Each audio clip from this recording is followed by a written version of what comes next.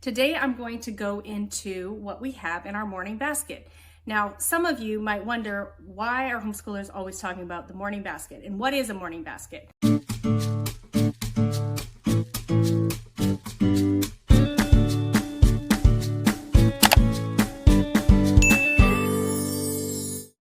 Hi friends, welcome back to Calm in the Chaos Homeschool. Well, different homeschoolers use it different ways, but for us, a morning basket is just an opportunity for us to get together as a family and to cover some subjects that we might not normally cover throughout the day. So, especially as a Charlotte Mason inspired eclectic family, we like to add things like art appreciation, composer studies, nature lore, fairy tales, things like that. So I'm going to show you what's in our morning basket. And as you can see here and from the photo, we don't actually use a basket, we use a cart so we can kind of cart it around. And so all our morning basket type stuff I kind of grouped together here on the top of the cart. And I'm going to be going through each subject with you so you can see what we do. Okay, so let's get into what is in our morning basket. All right, so the first thing I have here is my old Life Application Bible for Students, just an old Bible I had lying around. We do family devotions or a Bible every day, and we're just using this Bible when we're reading the suggested verses in our 24 family ways. So up until this point, we just started this. Up until this point this year, we've just been reading through the Bible, some of the Old Testament, and that's been really interesting, going through the stories with my kids and kind of learning new things and reading things and like, oh, I don't remember that about that story. So that's been kind of fun. But we have started our this book here. Of course, I saw it on YouTube and I thought it looked good and I wanted to get it. And so we're getting started on it.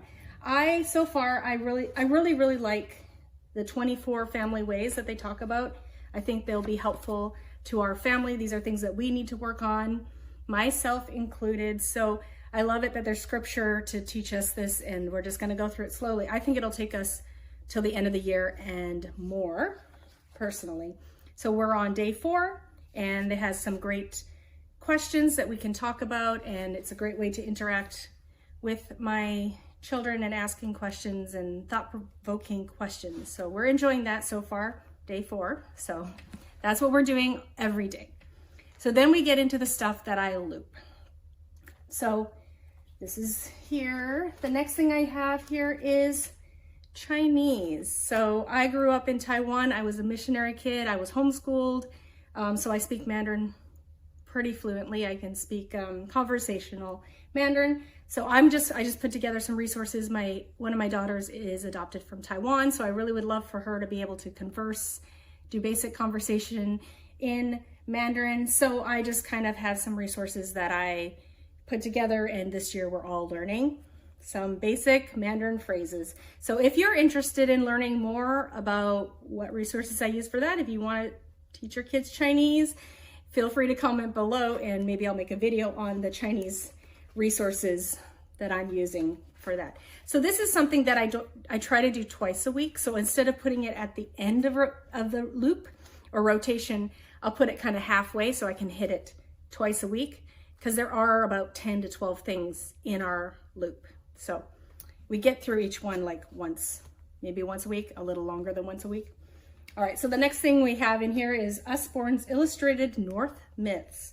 So the reason why I have this in here is we just finished studying the Vikings, and so we were just learning some of their myths so we can understand their culture better. So it's pretty interesting. We're not halfway through, so I'm not sure how long we'll be doing this, but yeah, the kids really enjoy it. So we're reading Norse myths.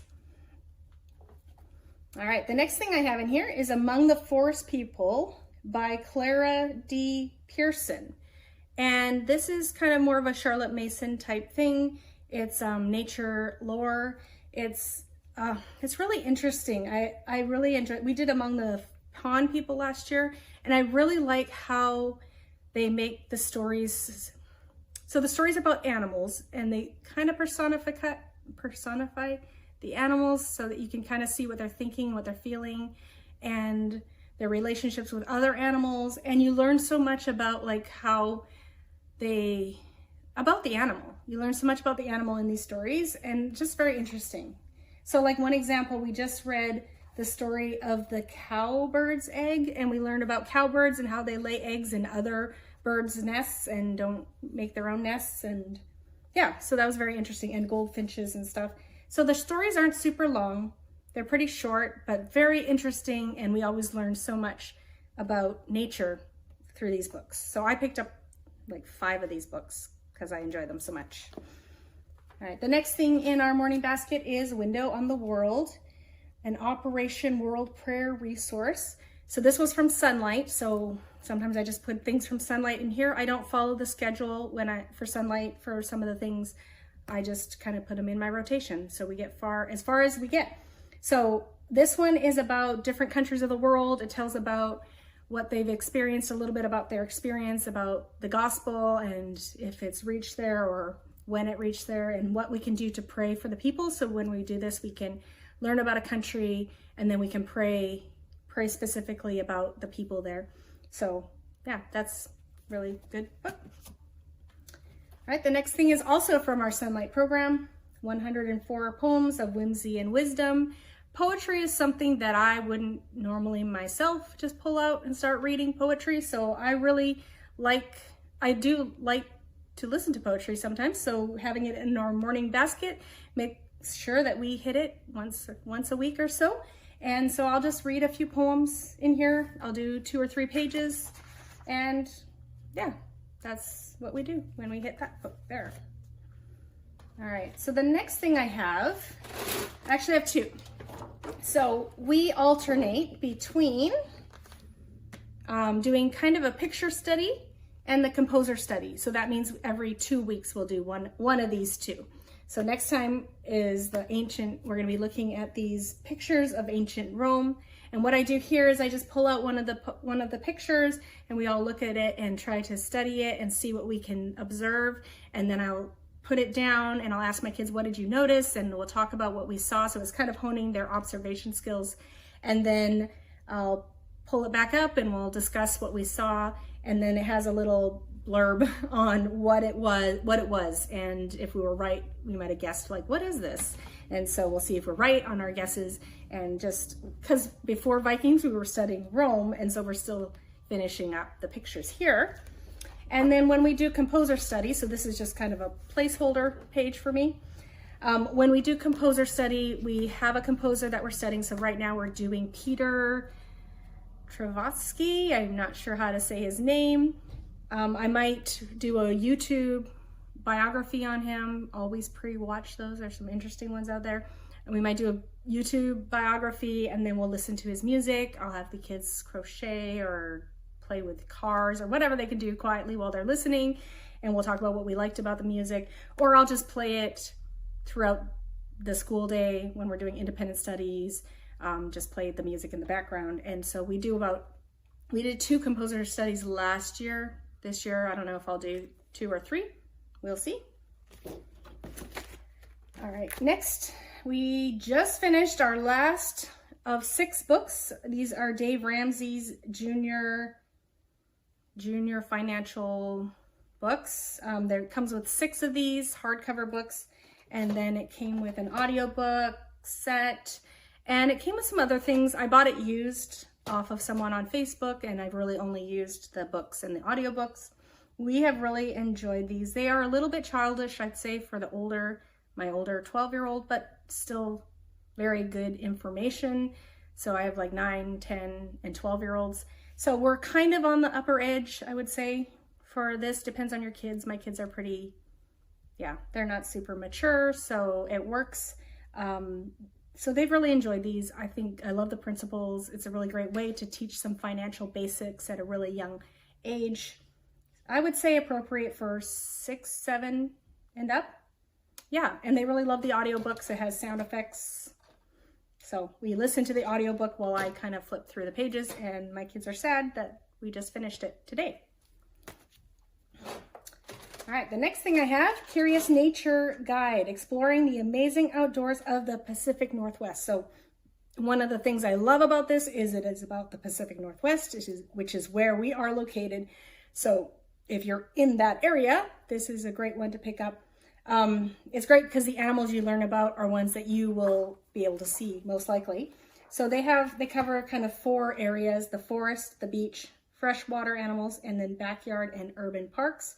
And last year we started with beach and freshwater, and this year we're doing forest, backyard, and urban parks. And we are almost done this, but I really, really like the pictures. And then they don't have a whole lot of information, but it is a good amount of information, enough to kind of get an idea. And then we can look for these animals when we're out. So this has been a really great resource. All right, last thing in my morning basket. We actually just finished this as well. So I actually had it out of my morning basket, but I thought since we just finished it, I'd put it back in to show you. We've been reading this Usborne Forgotten Fairy Tales of Kindness and Courage. So just fairy tales, ones that aren't so common. Never heard any of these except The Princess and the Goblin, which is by MacDonald. What's his name? Something McDonald's. I loved that book when I was a child. So I'm actually reading the full version of that to my kids at some point. So just had about 6 or 7 fairy tales. They were pretty long. So when we read this, we couldn't do much else that day. Not that day, during morning basket, but my kids really enjoyed it. Really beautiful pictures. Good fairy tale book that if you have fairy tales you haven't probably heard of before. So each day we do about 2 or 3 of these things depending on our time. And then we get through them about once a week, maybe less. Right now our schedule, and I'm just gonna link my schedule video here. So if you wanna see what our schedule is, in our schedule, we do morning basket only 3 times a week. So it takes a little longer to get through our loop, but that's just how our schedule is right now. So I hope you enjoyed this video. I would love it if you could comment below on what you do in your morning basket. What's your favorite thing to do in your morning basket? Like and subscribe if you'd like to see what I do for group work with my kids, how we do independent studies, and anything else that was on that schedule video that I did. If you want any more information about any of these resources, let me know. And thanks for watching. Bye.